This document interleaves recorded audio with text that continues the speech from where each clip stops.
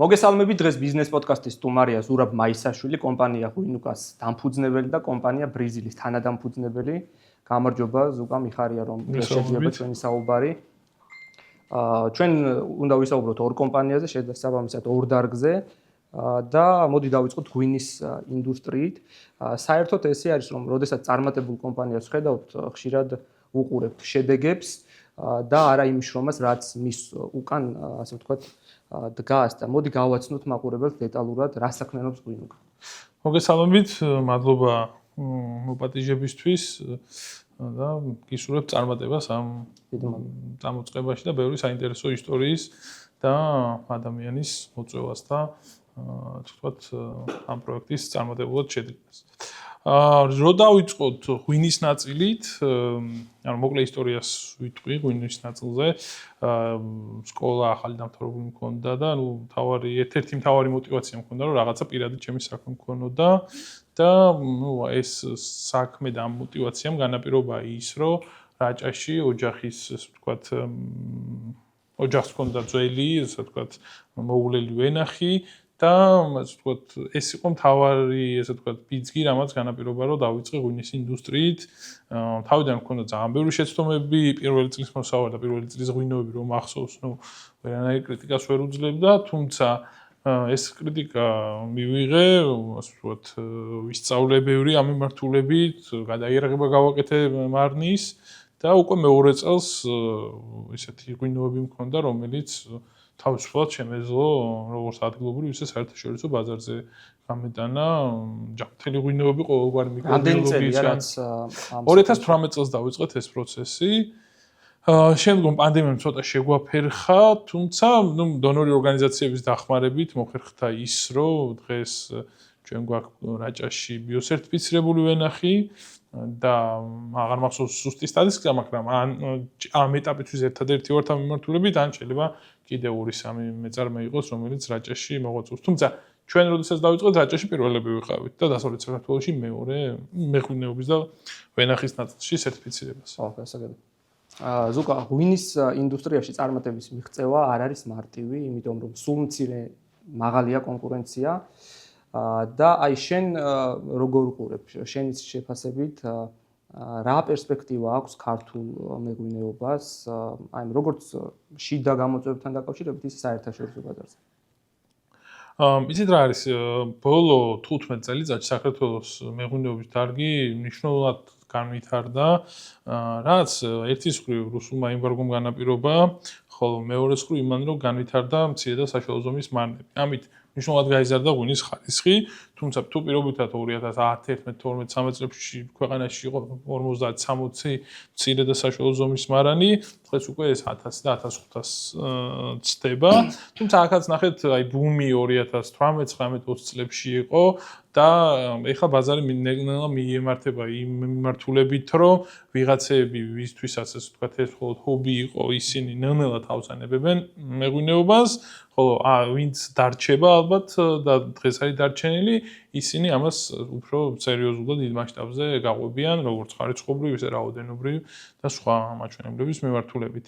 ზოგადად დარგზე რო ვისაუბროთ, ბევრი გამოწვევა აქვს დარგს, იმიტომ რომ ერთის მხრივ გვაქვს საბჭოთა წარსული, რაც გულისხმობს იმას, რომ ვთქვათ, მხოლოდ ორი სახეობის ღვინო არსებობდა, ორი სახეობის ვაზიჯიში, უფრო სწორედ, რომლისგანაც შემდგომში სულ რამდენიმე 5-6 სახეობის ღვინოს ამზადებდნენ და საკმაოდ დაშტამპული იყო ესე რომ ვთქვათ საქართველოს მეღვინეობა. რას გულისხმობ გეტყვით, მაგალითად რაჭაში იყო მხოლოდ ნახევრადტკბილი სახონჭკარე მასალა და არავის საბჭოთა პერიოდში არ გაუვლია აზრად, ყოველ შემთხვევაში პრაქტიკაში არ განხორციელებია ის, რომ რაჭული ვთქვათ სხვადასხვა ვაზიჯიშებისგან მშრალი ღვინოები ეწარმოებინა, იგივე შეიძლება ვიღოთ ლეჩხუმში, ტვიშის ნაწილი, იმერეთში ვთქვათ ცოლიკაურისგან როგორც ეს საშამპავნიურე მასალას ამზადებდნენ და კახეთში მთავარი გამწევი ჯიში იყო რქაცითელი.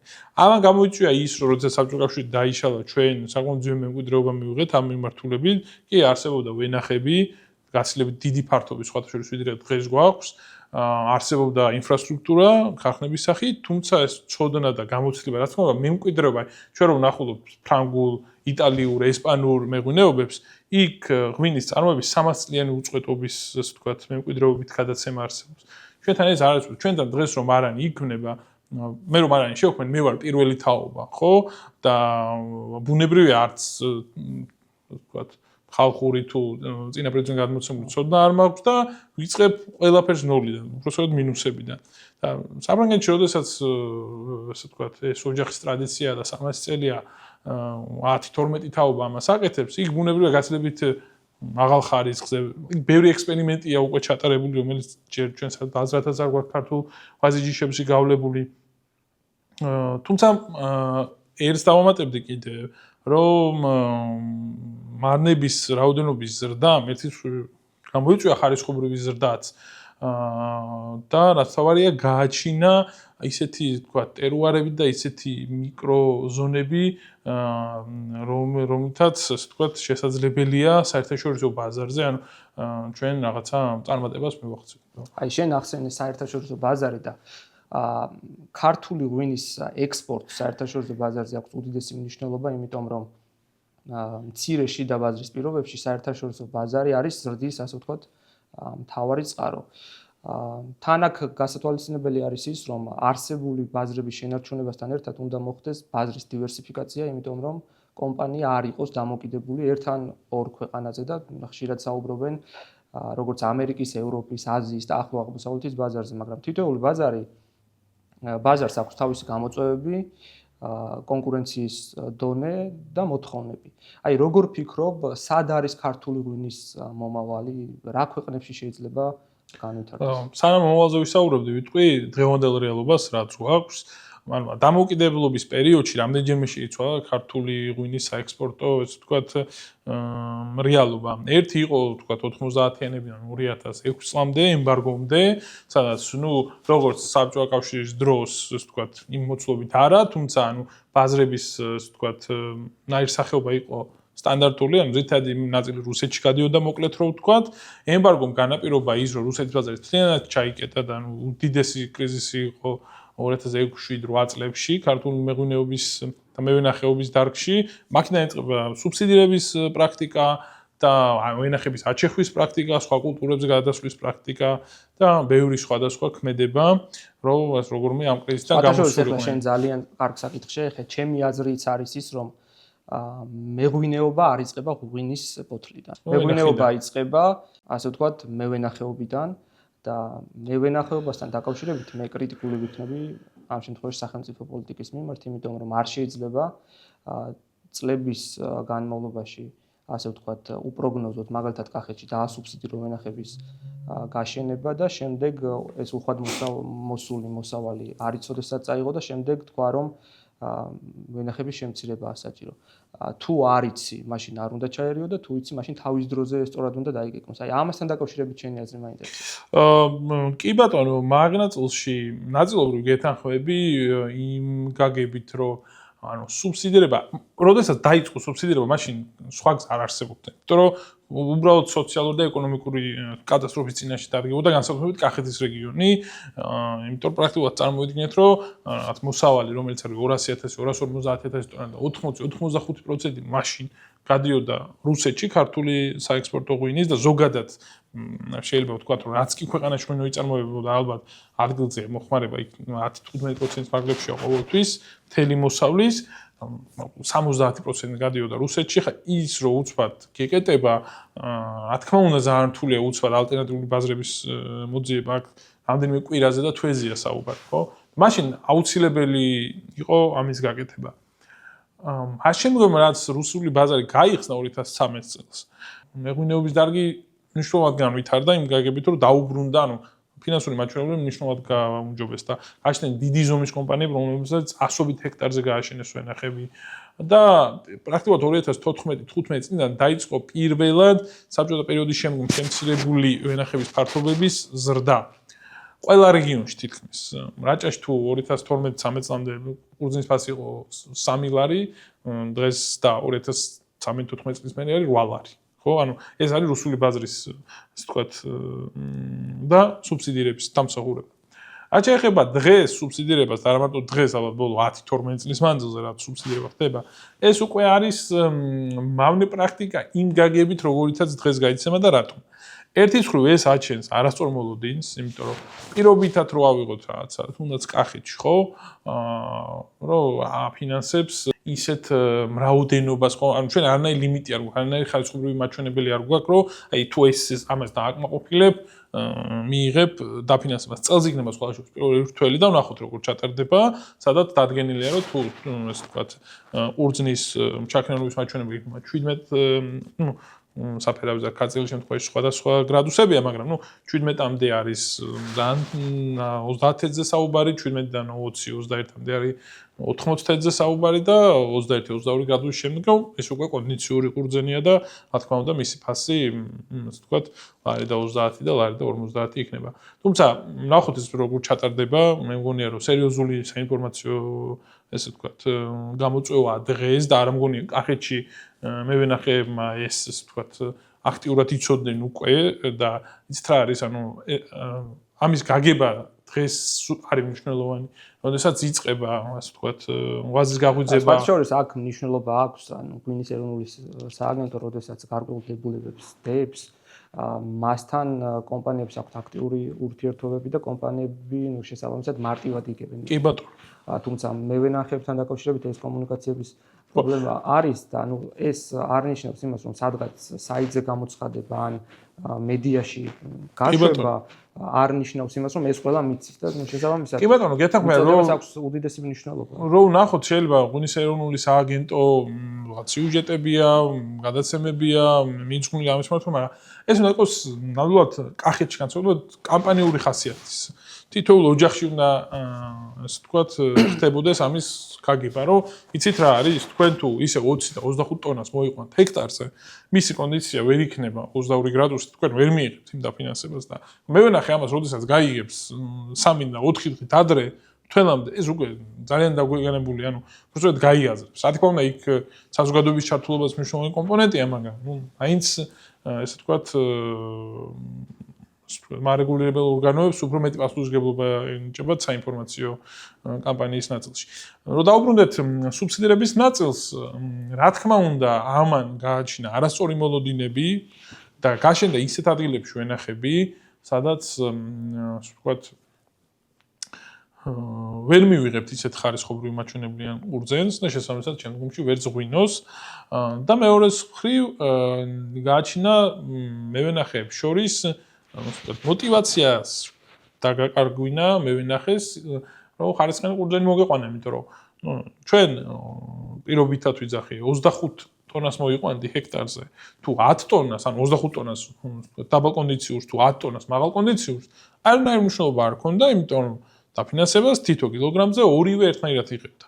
და რა თქმა უნდა 25 ტონასზე თუ მივიღებთ იგივე დაფინანსებას, რაც 10 ტონაზე, ნებისმიერ მე ვინახეს უჩნდება мотивация, რომ მოიყვანოს 25 ტონა და დაბალ კონდიციური ყურძენი.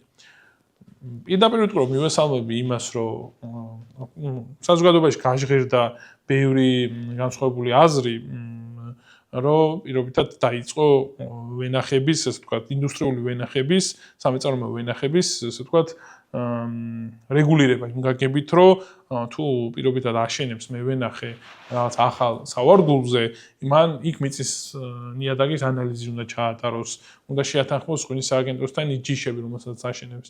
ეს ბევრისთვის რაღაც ცოტა მიუღებელი იყო, მაგრამ თვითონ როგორც ნაბიჯი და იდეა, ჩემი აზრით, იმისთვის, რომ ჩვენ ოდესღაც მივიდეთ იქამდე, რომ თითოეულ ვენას გააჩნდეს თავისი ასე ვთქვათ, აღწერა, პასპორტს, რასაც ვეძახით ვენახესაც, სადაც გვეცოდინება თითოეულ მევენახეს რა ჯიშები აქვს გაშენებული, ხო?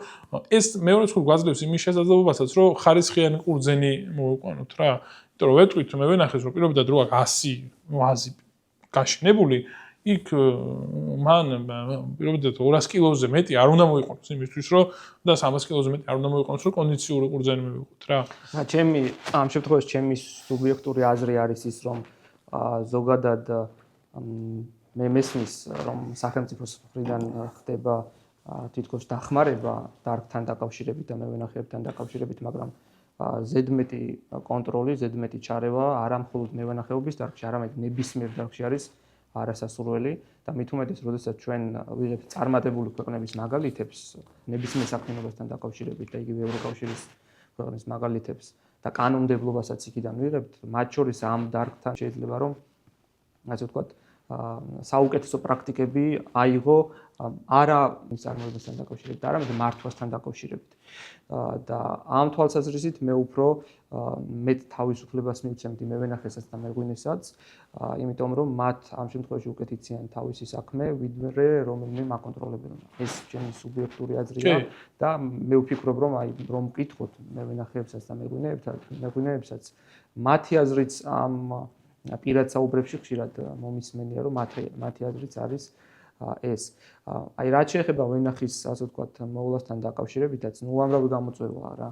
იმიტომ რომ ეს დაავადების ნაწილი იზრდება, შემდეგ ხდება ამის შეწამლა, იმიტომ რომ ბიომიმართულებით ფაქტობრივად რთულია დღეს წარმოება. მე აქ დგება თვითონ აი ამ შესაძამლის საშუალებების ხარისხის საკითხი, იმიტომ რომ ამ მიმართულებითაც იყო რიგი პრობლემები, იმიტომ რომ იყო ნაკადები, როდესაც დააზიანა პირიქით და არ გამოდგა ის, რაც ერისთვისაც უნდა ემუშაო. მოკლედ ამ დარგში არის სერიოზული პრობლემა, თუმცა ფაქტორი არის მნიშვნელოვანი, რომ მთავარი არის ის, რომ დღეს საერთაშორისო ბაზარზე წარმატებისთვის მხოლოდ ტრადიცია აღარ გმარა, ხო? იმიტომ რომ მნიშვნელოვანია ინოვაციების დანერგვა, მნიშვნელოვანია საერთაშორისო თანამედროვე მარკეტინგი, ახალი ბაზრების ათვისება და ხარისხის გაუმჯობესება. დღეს საქართველოს ითვლება ღვინის და ითვლებოდა ყოველთვის ღვინის ქვეყანად, თუმცა ჩემი შეფასებით არც ერთ ბაზარზე ქართული ღვინო მაინც და მაინც მოცინავე პოზიციებს არ იკავებს.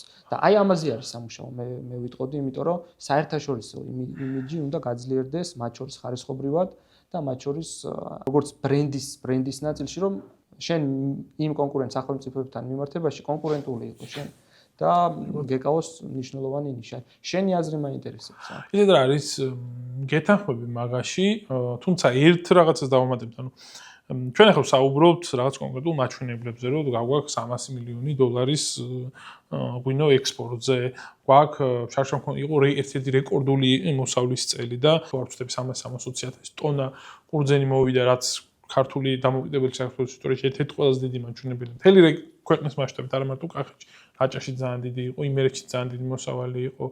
ხო, ანუ საუბრობთ ესეთ საკითხებზე, თუმცა ჩვენ ვერ ვიაზრებთ თავარ საკითხს.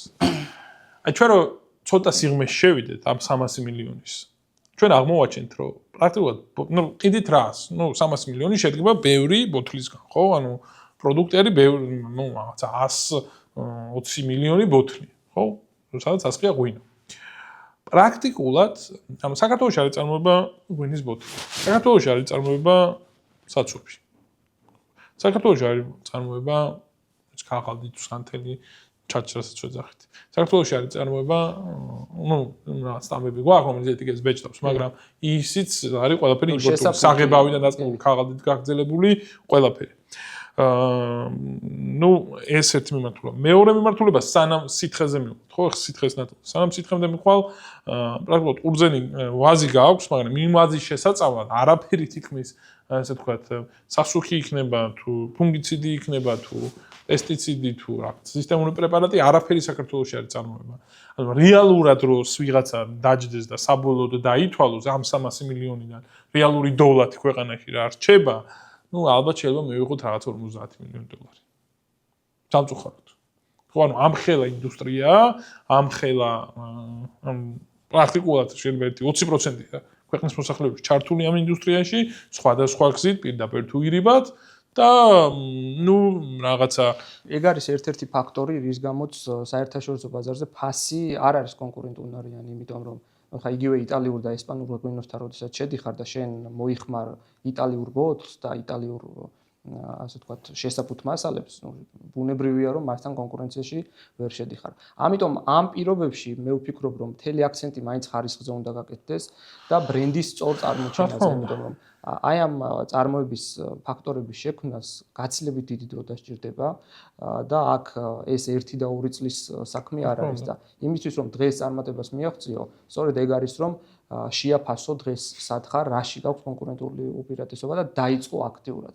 ანუ თუ მეღვინეობის დარგს აქვს რეალური პოტენციალი და აქვს ფაქტია, ხო? ამის ნაბიჯების გადადგმა არის გასაკეთებელი და ეს არ უნდა გაკეთდეს მხოლოდ იმიტომ რომ გამოჩნდეს სადღაც და ვიღაცამ გაიგოს. აი ამას აქვს ჩემი აზრით უდიდესი მნიშვნელობა რა. უახლოესი 5-10 წლის განმავლობაში შენი მხრიდან როგორ აფასებ, რა უნდა გაკეთდეს ამ დარგში, რა ნაბიჯები უნდა გადაიდგას რომ თვითონ ღვინის ინდუსტრიამ აი ამ დარგმა საკუთარი პოტენციალი ბოლომდე გამოაჩინოს.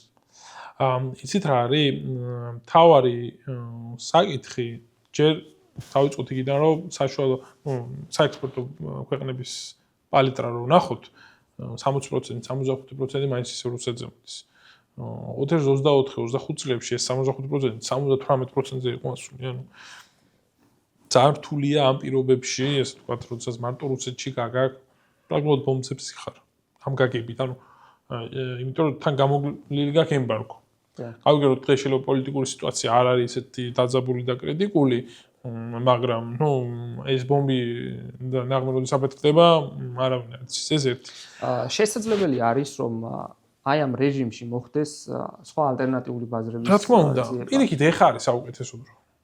ეხა არის იმ გაგებით რომ თუმცა მე არ ვამბობ რუსული ბაზარი ცუდია ან ეხა იქ რო ვიღაცა აწყობილია ეს სადისტრიბუციო თუ გაყიდვების ქსელი, იქ არ გაყიდოს ვინმე და რაღაც. რა თქმა უნდა არის მოთხოვნა იმ კატეგორიის ღვინოზე, რა კატეგორიასაც არის, საშუალო საექსპორტო ღვინის ფასი არის $2.20 და $2.50-მდე და ნუ ქართული კომპანიებისთვისაც ნახე როგორი სიტუაცია, მარკეტინგული ხარჯი პრაქტიკულად არ გიწევს იქ. ხვანჭკარა რაცა მუკუზანი, კინძმარაული, ეს ისეთი სახელებია, ბრენდებია. ანუ ღვინოები არის ბრენდები. ხო, საბჭოთა წარსულიდან გამომდინარე. და შენ შეიძლება რაღაცა არ ვიცი, სადღაც ყაზანში, კრასნოდარში, პეტერბურგში დაახზე დადო ხვანჭკარა, დაახზე დადო კინძმარაული და არანაირი ის ეწერება, რა ქვია, არ მინდა კონკრეტული კომპანიების თქმა, მაგრამ რა კომპანია ეწერება, მაგრამ არანაირი მნიშვნელობა არ აქვს, იმიტომ რომ იქ კომპანია მარკეტინგში ფულ დარწმუნებულია რომ არ ხარჯავს და არც სახელმწიფო არ ხარჯავს და ეს კარგია, მაგრამ ნუ ფაქტია რომ იმდენად ბრენდია ქართული ღვინო იმ ქვეყანაში, რომ მთელი საექსპორტო მაჩვენებლების 70 და 75% იყიდება. ვისურვებდი რომ ეს მაჩვენებელი იყოს 20%, მაგრამ ნუ ამაზე სამუშაოა რა და აქ ყველაზე დიდი როლი ენიჭება მცირე და საშუალო ზომის მანლებს. შემდეგ 5-10 წელი მე მგონია რომ დღეს რო ადამიანი დღეს რომ მცირე მარანი აწარმოებს 5000 ბოთს, რა თქმა უნდა ხარისხის დაჭერა არის აუცილებელი, მაგრამ ეს 5000 ბოთლიანი მეღვინეობა უნდა გახდეს 20-30000 ბოთლიანი. აი დღეს რა გამოწვევების წინაშე არიან მცირე და საშუალო მარნები. იმიტომ რომ ჩვენ დავდივართ სხვადასხვა გამოფენაზე, ვიღებთ მონაწილეობას საქართველოს მასშტაბით მაინც და ვხედავთ მათ ასე ვთქვათ პროდუქციას, თუმცა საერთაშორისო ბაზარზე მათი გასვლა არის საკმაოდ რთული. პრობლემები აქვთ მათ და ნუ რესურსი ჭირდებათ რა და თუ ეს მცირე და საშუალო მარნების ხარდაჭერა ამ თვალსაზრისით არ გაიზარდა, ნუ ისინი დიდი რისკის წინაშე დარჩებიან და შეიძლება საერთოდ ვერ გადარჩენ. ნახეთ რა არის, აი, როდესაც ბუმზე ვსაუბრობდი ცოტა ხნის წინ და აი ბუმის გადასვლაზე და იმ ადამიანებზე, ვინცთვისაც ცობი იყო, ვიღაცები აგრძელებენ რა თქმა უნდა მოღვაწეობას. უბრალოდ კომერციულად ეს არ არის მათთვის საინტერესო. ანუ ქართულ მეღვინეობაში და მცირე და საშუალო მარნებში არიან ერთი ჯგუფი, რომელიც ნამდვილად კომერციაზე არიან დაფუძნებულები და ისინი იზრდებიან და ისინი რომ თუ 10 წლის წინ 2 და 3000 ბოთს აწარმოებენ, დღეს 30 და 50000 ბოთს აწარმოებენ, თუმცა ესეთი ბევრი არ არის და მეორე ნაწილი არის ისეთი, რომელიც კომერციაზე არ არის დაფუძნებული და უბრალოდ ესე ვთქვათ იმ დაფუძნებლის ესე ვთქვათ ფინანსურ შესაძლებლობაზეა დამოკიდებული. და იმას ვიძახი რომ ანუ 5000 ბოთს როდესაც აწარმოებ და 3000 ბოთს როდესაც აწარმოებ, რა თქმა უნდა ეს დოვლადს ქმნი და ყველა ინდივიდუალური შემთხვევაა და ვის როგორი ეკონომიკური რეალობა აქვს და ფინანსური იმის მიხედვით იქიდან გამომდინარეობს, მაგრამ როცა 3000 და 5000 ბოთლს აწარმოებ, თუ ის 100 და 200 დოლარად არ გაყიდე ბოთლი. ძალიან რთულია ამას, ასე ვთქვი, ანუ საერთაშორისო დონეზე გასვლა ძალიან რთულია, მაგას ვამბობ რა, ანუ როდესაც 3000 ბოთლს ისე 8 დოლარად ყიდი, რაც 3ჯერ და 4ჯერ მეტია, ვიდრე საშუალო საექსპორტო ფასი და მაგარი შედეგია ძალიან, მაგრამ აი 3000 ბოთლი 8 დოლარად არის 25000 დოლარი წელიწადში, ხო? ანუ ეს არის მთელი შენი კომპანიის შემოსავალი, ნუ ხარჯებზე და იმაზე, ანუ აი წმინდა ეკონომიკურად რომ შევხედოთ, ხო, აი ხარჯებიც რო გავითვალისწინოთ, მაგრამ ნუ შეიძლება საშუალო ხელფასი ან გამოგივიდეს, ან არა, ინდივიდუალურ მემარნეს და მეღვინეს რა. და მაგას ვიცახი რომ იმდენად დიდია გამოწვევები, რომ ხშირად საკმაოდ ესე ვთქვათ, მოტივირებულ მეღვინეებს, რომელსაც მარნები აქვთ, უწევთ ამ საქმიანობის დროებით უეცე გადადება და ასე ვთქვათ, სხვა საქმიანობის დაწყება. და აქედან გამომდინარე, მგონია რომ შემდეგი 5-10 წელი არის ეს პერიოდი. ეს ბაზარი, ასე ვთქვათ, მეტანყება დარეგულირდება იმ გაგებით, რომ აი ეს მცირე და საშუალო ზომის მარნები, რომელიც 3 და 5000-ის ფარგლებში შენენ დღეს, ისინი გახდებიან 20, 25, 30000 და 50000 ბოთლი წლიური წარმოების და რაც თავარია, მათი საშუალო ფასი დღეს თუ 8 დოლარია, მგონია რომ უნდა გახდეს 15 და 20 დოლარი და შენი აზრით რა გახდა ფაქტორი იმისა, რომ ღვინოზე მოთხოვნა მცირდება? ნუ ეს ტენდენცია არის.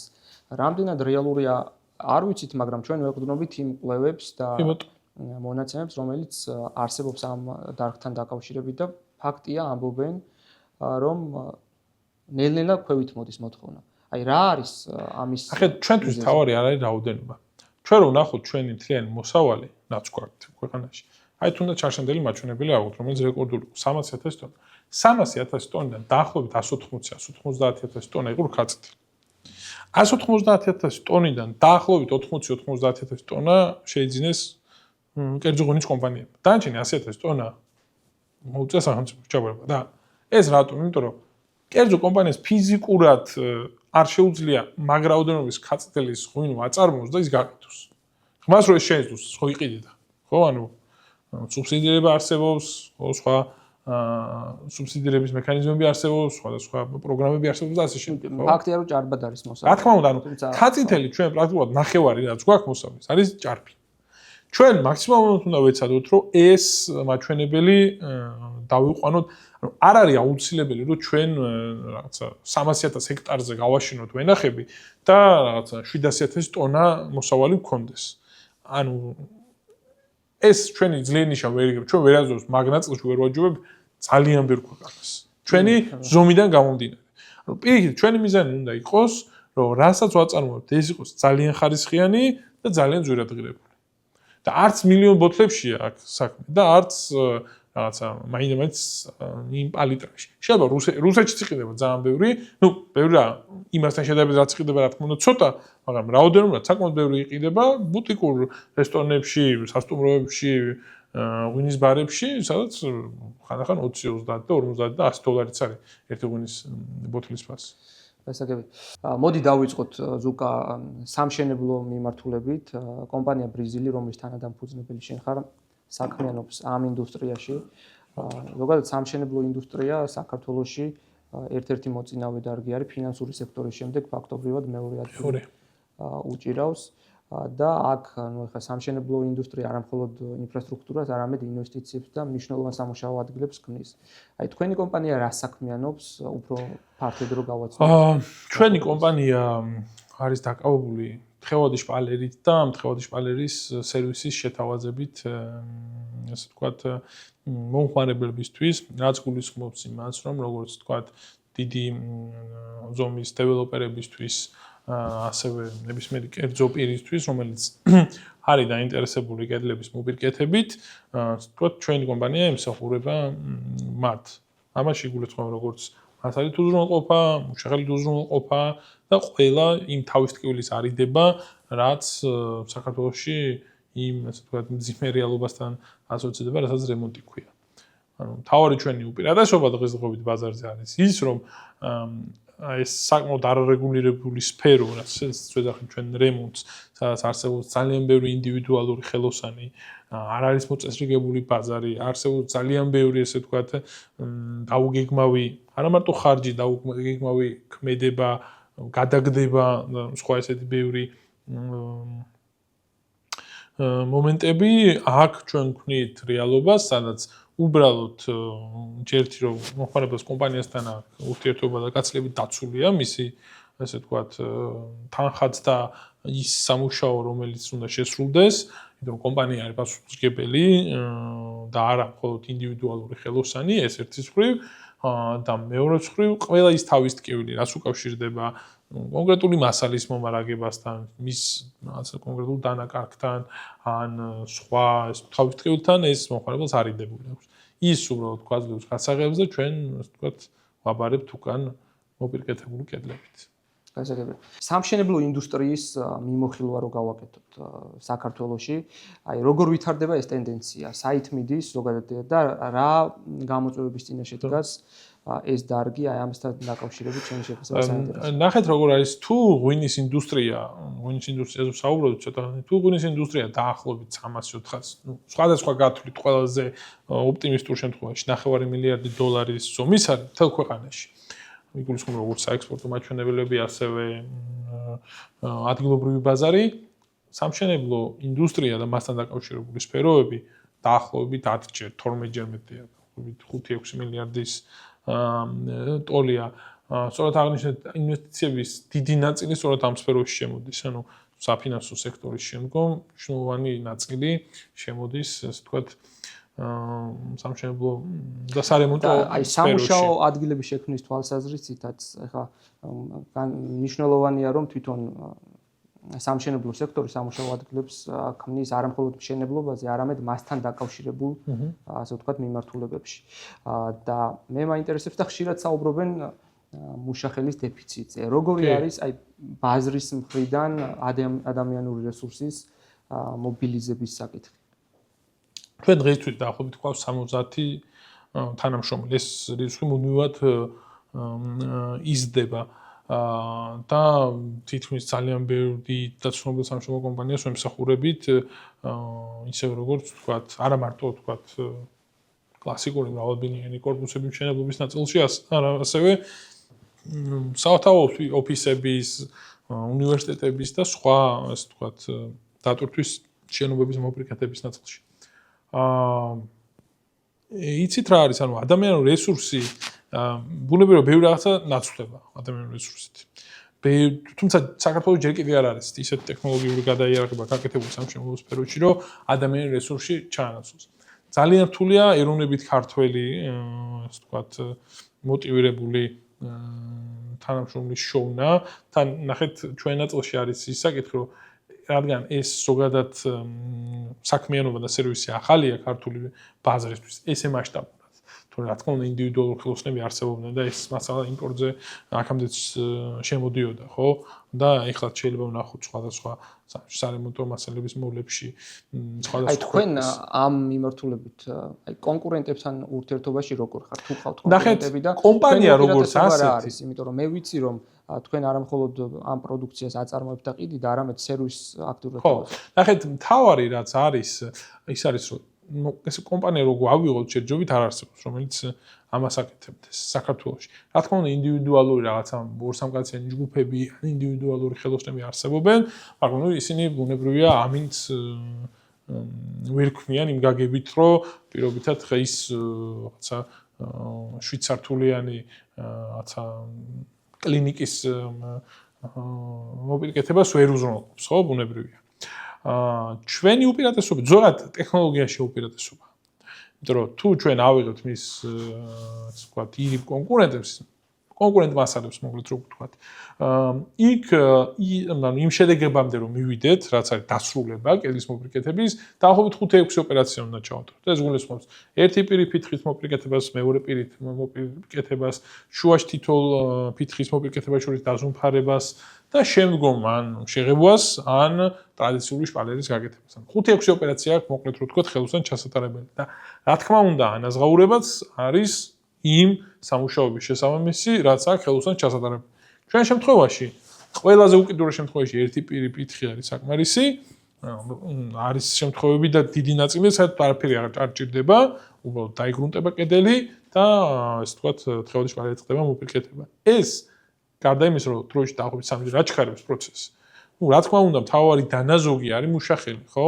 თუ პირობითად არ ვიცი, სტანდარტული ფასი არის რაღაცა ჩვენი ხელოსნის შემთხვევაში X ლარი, სტანდარტული, ასე ვთქვათ, ღებავის და ხელოსნის ფასი არის 5-ჯერ X, იმიტომ რომ იმას 5 ოპერაცია აქვს შესაძლებელი და მეტგაცილებით მეტი დრო ჭირდება. ანუ ტექნოლოგიაში არის მთავარი უპირატესობა. გასაგები. მაინტერესებს თქვენი ასე ვთქვათ კომპანია ბრიზილის სამომავლო გეგმები როგორი არის, რა მიმართულებით გეგმავთ განვითარებას და პირობითად რამდენიმე წელში რას უნდა ელოდოს ბაზარი თქვენგან. ხეთ ჩვენ პირველი წელიწად ნახევარი 2 წელი იყო ასე ვთქვათ ექსპერიმენტების პერიოდი და ჩვენი გამოცდის პერიოდი. თქო 2023-24 წლიდან დავიწყეთ აქტიურად ბაზარზე შესვლა და ჩვენი მიზანი არის რომ საქართველოში მოვიცვათ არა მარტო თბილისი, არამედ სხვა ქალაქები, იმიტომ რომ მშენებლობის სფერო ზოგადად სხვა ქალაქებში საკმაოდ იზრდება და ის რაც თბილისაა გავლილი და ბათუმს იგივე გზას გაივლის ნებისმიერ შემთხვევაში შემდეგ 5 წელიწადში ქუთაისი, ზუგდიდი, რუსთავი გადის უკვე მაგ გზაზე დაწყებულია პროცესი, თელავი გადის მარნეული რაც არ უნდა გასაკვირი იყოს და რაც თავარია ადგილობრივი ცენტრები რა ხა იგივე ფოთი შეიძლება იყოს და ასე შემდეგ ანუ სამხარეო ცენტრები მოკლედ რო ვთქვათ რეგიონების შესაბამისად ჩვენი მიზანიც არის ეს დღევანდელი შპალერის მიმართულებით მაგრამ ბაზარმა და ჩვენმა მოღვაწეობამ აჩვენა რომ სერიოზული ასე ვთქვათ ჩავარდნები აქვს ბაზარს აი ხარისხენი სერვისის შეთავაზების ნაწილში აი თქვენ შეიძლება არ ვიცი რამდენად გაქვთ წარმოდგენა მაგრამ აი დიდი კომპანიების შემთხვევაშიც კი სერიოზული ჩავარდნებია ხარისხიანი სერვისის მიწოდების ნაწილში ეს არის თავი მიზეზი რის გამოც თითქმის ყველა კომპანიას აქვს დაგვიანება ვადაგადაცილება დასრულებული შემჩნევლობის ნაწილში ხო და ჩვენი ერთ-ერთი გეგმა არის რომ ამ სერვისებშიც ვამუშავებთ ამ გეგმებს რომ ამ სერვისებშიც ჩავდეთ წარმატებას უსურვებ როგორც კომპანია ვინუკას, ასევე კომპანია ბრიზილს. დასასრულისთვის მინდა შეგეკითხო ახალგაზრდებთან დაკავშირებით, იმიტომ რომ ზოგადად მსოფლიოს მრავალ ქვეყანაში სწორედ ახალგაზრდები არიან ინოვაციების შემქმნელი, ახალი იდეების და ზოგადად ბიზნესის მამოძრავებელი ძალას ახალგაზრდები წარმოადგენენ და აი საქართველოში რა ვითარება ამ მიმართულებით მაინტერესებს, იმიტომ რომ ჩვენ მხოლოდ ის კი არ უნდა შევაფასოთ რა შესაძლებლობები არსებობს. ასევე ის რამდენად ხელმისაწვდომია ეს შესაძლებლობა მათთვის და რამდენად იყენებენ რეალურად პრაქტიკაში. შენ ახალგაზრდა ბიზნესმენი ხარ და მაინტერესებს რა გამოწვევები აქვს დღეს ახალგაზრდებს ბიზნესის კეთების თვალსაზრისით.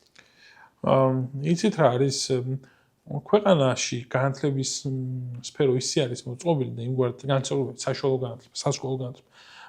მე როდესაც დავიწყე თავში საუბარი, რომ აი სკოლა რო დავამთავრე დავიწყე, თავარი ესე ვთქვათ გარდამტეხი მომენტი ჩემს ცხოვრებაში იყო, რომ მე-9 კლასში დავიწყე, ანუ სკოლაში მე კერძო სკოლაში ვსწავლობდი და ესეც საგანი დამინიშნეს ეკონომიკის საფუძვლები. და დავიწყე იმ ანბანის სწავლა, რაც შეიძლება ეკონომიკის საფუძვლებში, თუნდაც პირველ კურსელმა სტუდენტმა, პირველ კურსის სტუდენტი სწავლობს. არის მოთხოვნა რა არის მიწოდება, დებეტი რა არის, კრედიტი რა არის, დეფიციტი რა არის, სიჭარბე რა არის და ასე შემდეგ. და აი ამ ესე ვთქვათ გაკვეთილებმა მე რაღაცა ინტერესი მომცა და ბიძგი მომცა, რომ მე мотиваცია გაჩენილიყო რომ აი ის წლები თქვა მე-9, მე-10, მე-11 კლასის წლების 3-4 წელი ჩემთვის იყო აი ამის ჩამოყალიბების, გადააზრების პერიოდი. რა თქმა უნდა, ეხლა ასაკიდან გამომდინარე ეს არ იყო ბოლომდე ჩამოყალიბება და დღემდე შეიძლება ბევრი მიმართულებით სამუშაოა ხო, ნებისმიერი ადამიანის შემთხვევაში, ისე როგორც ჩემს შემთხვევაში, მაგრამ ნუ თავარი ესე ვთქვათ ეს არის მამოძრავებელი რა. მე ესე მგონია რომ აი სისტემურად რო შევხედოთ ხო, რა თქმა უნდა ინდივიდუალური გამონათებები გვაქვს, მაგრამ აი მაგისთვის მაგის ასე ვთქვათ ინდიკატორად ერთ მაგალითს მოვიყვან. დაახლოებით 2 თვის წინ ქართულმა Forbes-ის გამოცემამ, ანუ ქართულმა ნაწილმა გამოაქვეყნა 100 ყველაზე მდიდარი ქართველის სია. რა თქმა უნდა, იმ მეთოდოლოგიას აქვს თავისი ნაკლოვანებები, ჩემი აზრით.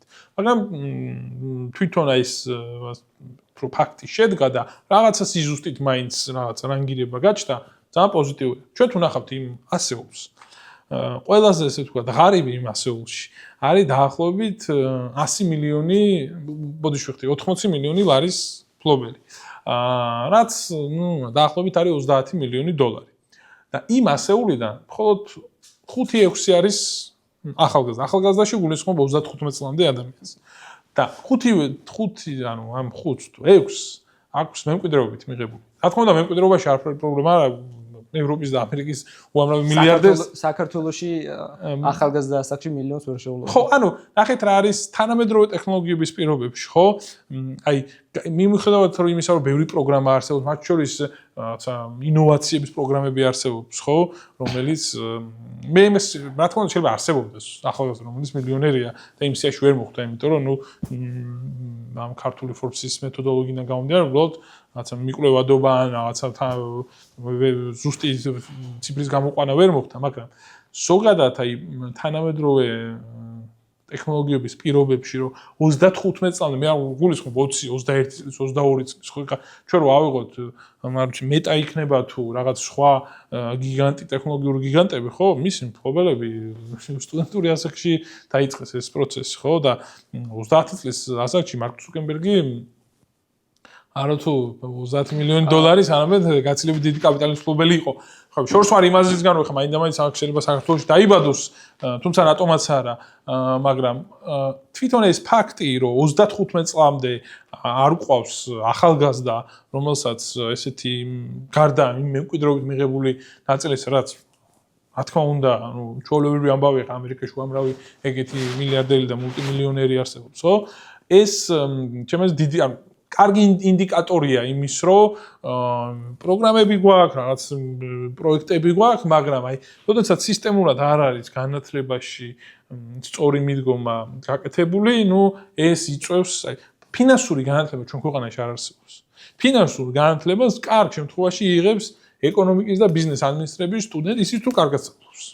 შენ ახლა ახსენე ორი პრობლემა. ერთი განათლების პრობლემა და მეორე თვითონ ქვეყანაში არსებული სიტუაცია, როგორც მივხვდი. ეს იდეალურ შემთხვევაში თანხმდრაში უნდა იყოს ბუნებრივია. საერთოდ ერთი მეორეს დამოუკიდებლად არ არსებობს, არ შეიძლება რომ განათლება იყოს განვითარებული და ეკონომიკის სექტორი განუვითარებელი. თუ ყველაფერი ან თანაბრად ვითარდება, ან თანაბრად უარესდება. განათლების ნაწილში მე გეთანხმები, რომ სკოლებში აბსოლუტურად ამ მიმართულებით, ბიზნეს, ეკონომიკის განათლების მიმართულებით არ არსებობს. ძირითადად არის უფრო ვიკიპედიური ცოდნა და ნაკლები არის ანალიზის უნარი, ნაკლები არის მსჯელობის უნარი, პროგნოზირების უნარი. აი ეს გასავითარებელი არის რეალურად. ეს იმდენად რთული პრობლემა არის. პედაგოგების ნაწილის მოსაგვარებელია, იმიტომ რომ ვიღაც უნდა იყოს, ვინც ასწავლის ამას. ესეთ და მეორე, როდესაც გაზრდი და ადამიანს ექნება შესაძლებლობა და ექნება ნიჭი იმის, რომ ეს საქმე გააკეთოს, უკვე შენ უნდა დაახვედრო ამას შესაბამისი გარემო. იმიტომ რომ არ შეიძლება ადამიანი, რომელსაც აქვს განსაკუთრებული მონაცემები, ხედვები, იდეები, გამოვიდეს გარემოში და ამ გარემოში დახვდეს დიდი ქაოსი და აქ ვერ იპოვოს თავისი ადგილი. შემდეგ ამას მოყვება ხოლმე ლოგიკური გაგრძელება, როდესაც მიდიან ქვეყნიდან. ამიტომ აქ იდეალური ვარიანტი არის ის, რომ ერთი განათლების ნაწილი ამ მიმართულებით გაძლიერდეს და მეორე მოწესრიგდეს გარემო, რომ ადამიანი, როდესაც ბიზნესის კეთება მხოლოდ კომპანიის რეგისტრაცია არ არის. ეს არის უამრავ ფაქტორთან დაკავშირებული. როგორც ფინანსური ნაწილი, ისე იურიდიული საკითხები, ისე დავების გადაწყვეტა დროულად ბიზნეს დავების, რომელიც უდიდესი პრობლემაა, მე ვიტყოდი და ამ თვალსაზრისით სამუშაო არის. ამიტომ მე მიხარია, რომ შენ ამ გარემოში და ასეთი განათლების, ასე ვთქვათ, არარსებობის პირობებში შეძელი წარმატების მიღწევა როგორც ერთი კომპანიის, ისე მეორე კომპანიის მიმართულებით და წარმატებებს გითხოვებ, როგორც შენ, ასევე შენს კომპანიებს და წარმატებას უსურვებ ყველა იმ ახალგაზრდას, ვისაც სურს ბიზნესის დაწყება და ჩვენი მხრიდან აი ამ დიალოგიდან თუ მათთვის რაიმე საინტერესო იქნება მოსასმენი და საინტერესო რჩევას მიიღებენ, მხოლოდ გაგვიხარდება. ძვირფასო მეგობრებო, ეს იყო ბიზნეს პოდკასტის მეორე ეპიზოდი. ჩვენი სტუმარი გახლდათ ზურაბ მაისაშვილი, კომპანია ღვინუკას დამფუძნებელი და კომპანია ბრიზილის თანადამფუძნებელი და დიდი მადლობა. მადლობა თქვენ მოწვევისთვის და წარმატებისთვის. კიდევ ერთხელ მეც წარმატებისთვის. აბა, მადლობა. დროებით.